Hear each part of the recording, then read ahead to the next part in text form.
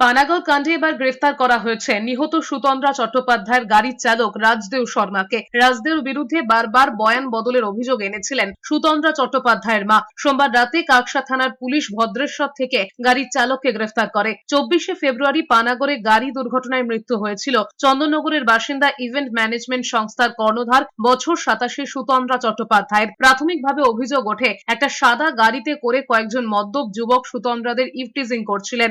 গাড়ির চালক রাজদেও শর্মা এবং ওই সুতন্দ্রা সহকর্মীরা জানিয়েছিলেন বারবার তাদের গাড়িতে ধাক্কা দিচ্ছিল ওই সাদা গাড়িটি। তার জেরে উল্টে যায় সুতন্দ্রাদের গাড়ি। ঘটনাস্থলে মৃত্যু হয় সুতন্দ্রার। যদিও পুলিশ সিসিটিভি ফুটেজ দেখিয়ে প্রথম থেকে দাবি করেছিল এটি ইভটিজিং এর ঘটনা নয়, রেষারেষির জেরেই দুর্ঘটনা ঘটেছে। কদিন আগে সাদা এসইউভি চালক অভিযুক্ত বাবলু যাদবকে গ্রেফতার করে পুলিশ। এরই মধ্যে দিন কয়েক পরেই নিজের বয়ান বদলে রাজদেও ফের দাবি করেন সুতন্দ্রা চট্টোপাধ্যায়ের কথাতেই 100 কিলোমিটার বেগে গাড়ি চালাতে গিয়েই দুর্ঘটনা ঘটে।